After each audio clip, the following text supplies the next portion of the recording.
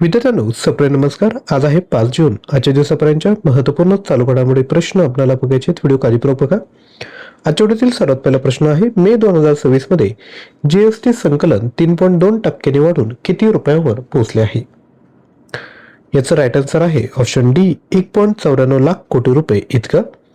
April 2026 मध्ये GST संकलन 2,42,107 कोटी होते. मे 2026 मध्ये जीएसटी संकलन 3.2% वाढून 1.94 लाख कोटींवर पोहोचले. पुढील प्रश्न, सिंगापूर ओपन 2026 मध्ये पुरुष दुहेरीचे विजेतेपद पटकावून कोणत्या भारतीय जोडीने इतिहास रचला? तर ही जोडी आहे ऑप्शन डी, ए आणि बी, म्हणजे सात्विक साईराज रंकीरेड्डी आणि चिराग शेट्टी.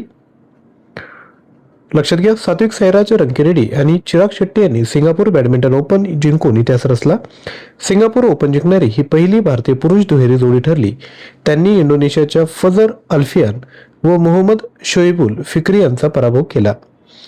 सिंगापूर ओपन पुरुष एकेरी अलेक्स लॅनियर फ्रान्स, महिला एकेरी आन से यंग दक्षिण कोरिया, पुरुष दुहेरी सात्विक साईराज रंकीरेड्डी व चिराग शेट्टी आणि महिला दुहेरी चेन जिया इफान व झांग शुबियन. पुढील प्रश्न, कोणत्या राज्याच्या मंत्रिमंडळाने शैक्षणिक सत्र 2026-27 पासून सर्व सरकारी शाळा आणि कनिष्ठ महाविद्यालयांमध्ये नाश्ता आणि दुपारचे जेवण दोन्ही देण्यास मान्यता दिली? तर हे जे राज्य आहे ते आहे ऑप्शन बी, तेलंगणा. विद्यार्थ्यांची उपस्थिती वाढवणे आणि शाळा सोडण्याचे प्रमाण कमी करणे हे या योजनेचे उद्दिष्ट आहे. विशेषतः वंचित व दुर्गम आदिवासी भागातील विद्यार्थ्यांना याचा लाभ होईल. पुढील प्रश्न, अंडर 23 आशियाई कुस्ती चॅम्पियनशिप 2026 मध्ये कोणत्या देशाने पुरुष फ्रीस्टाईल आणि महिला कुस्ती सांघिक विजेतेपद पटकावले? याचं जे राईट आन्सर आहे ते आहे ऑप्शन ए, भारत. भारताने अंडर 23 आशियाई कुस्ती स्पर्धेत पुरुष फ्रीस्टाईल व महिला गटात सांघिक विजेतेपद जिंकले. पुढील प्रश्न, भारत सरकारने तेल विपणन कंपन्यांना किती दिवसांचा एलपीजी साठा ठेवणे अनिवार्य केले आहे? उत्तर आहे ऑप्शन डी, 30 दिवस. मध्य पूर्वेतील भूराजकीय तणाव आणि ऊर्जा पुरवठ्यातील अडचणी लक्षात घेऊन ऊर्जा सुरक्षा मजबूत करण्यासाठी हा निर्णय घेण्यात आला. आयओसी, बीपीसीएल आणि एचपीसीएल यांना साठवण क्षमता वाढवण्यास सांगण्यात आले आहे. पुढील प्रश्न, chain of Vyas link tunnel प्रकल्प कोणत्या राज्यात विकसित केला जाईल? याचं जे राईट आन्सर आहे ते आहे ऑप्शन सी, हिमाचल प्रदेश. लक्षात घ्या, हा आंतरखोरे पाणी हस्तांतरण प्रकल्प आहे. हिमाचल प्रदेशातील लाहोल स्पिती जिल्ह्यात विकसित होणार आहे. 8.7 किलोमीटर लांबीच्या बोगद्याद्वारे चंद्रा नदीचे अतिरिक्त पाणी व्यास नदीकडे वळवले जाईल. यामुळे जलविद्युत निर्मिती, पिण्याचे पाणी आणि सिंचनासाठी मदत होईल. पुढील प्रश्न, बांबू तंत्रज्ञानातील स्वतंत्र पदविका अभ्यासक्रमासाठी AICTE मान्यता मिळवणारी भारतातील पहिली संस्था कोणती ठरली? उत्तर आहे ऑप्शन क्रमांक बी, बांबू संशोधन आणि प्रशिक्षण केंद्र. लक्षात घ्या, ही संस्था महाराष्ट्रातील चंद्रपूर जिल्ह्यातील चिचपल्ली येथे आहे.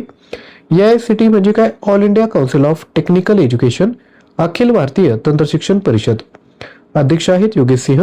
विद्यार्थ्यांना बांबू प्रक्रिया, उपचार तंत्रज्ञान, फर्निचर निर्मिती, हस्तकला आणि बांबू बांधकामाचे प्रशिक्षण दिले जाईल. पुढील प्रश्न, better never stops leadership insight from lives unscripted movement या पुस्तकाचे लेखक कोण आहेत? उत्तर आहे ऑप्शन ए, श्याम श्रीनिवासन. आता जे महत्वाच्या ज्या गोष्टी आहेत त्यावर एक नजर टाकूयात. Better never stop leadership insight from life unscripted movement या पुस्तकाचे लेखक आहेत. वरती आपण सुरुवातीला जो जीएसटीचा प्रश्न बघितला होता त्याविषयी अधिकची माहिती या ठिकाणी आलेली आहे. चुकून खाली आली आहे तरी आपण त्यावर एक नजर टाकूयात. जीएसटी म्हणजे गुड अँड सर्व्हिस टॅक्स, वस्तू आणि सेवा कर. जीएसटी ही संकल्पना प्रथम कॅनडा येथे निर्माण झाली. 1 जुलै 2017 रोजी भारतात जीएसटी लागू झाला. जीएसटी दिवस आहे 1 जुलै. जीएसटी हा अप्रत्यक्ष कर आहे. जीएसटी परिषदेचे प्रमुख केंद्रीय अर्थमंत्री आहेत. जीएसटी विधेयक मंजुरीसाठी 101वी घटना दुरुस्ती झाली. भारतात जीएसटी लागू करण्याचा प्रस्ताव देणारी समिती विजय केळकर समिती. जीएसटी लागू करणारे पहिले राज्य आसाम. जीएसटी लागू करणारे शेवटचे राज्य जम्मू आणि काश्मीर. यानंतर पुढील प्रश्न, भारताच्या पहिल्या स्कायकास्ट सिस्टीमचे उद्घाटन कोठे झाले? उत्तर आहे ऑप्शन सी, इंदिरा गांधी आंतरराष्ट्रीय विमानतळ. केंद्रीय मंत्री डॉक्टर जितेंद्र सिंह यांच्या हस्ते प्रगत वातावरणीय रिमोट सेन्सिंग प्रणालीचे अधिकृतपणे उद्घाटन करण्यात आले. यामुळे भारत ही विशेष विमान चालन हवामान गुप्तचर प्रणाली तैनात करणारा जगातील 19वा देश ठरला आहे. ही प्रणाली धुके, एरोसोल आणि हवेतील हेलकावे यांचे रिअल टाइम निरीक्षण करून सुरक्षित व हवामानानुसार अनुकूल उड्डाण सुनिश्चित करते. पुढील प्रश्न, जम्मू आणि काश्मीरमध्ये 4था लव्हेंडर महोत्सव 2026 कोठे आयोजित केला जाईल?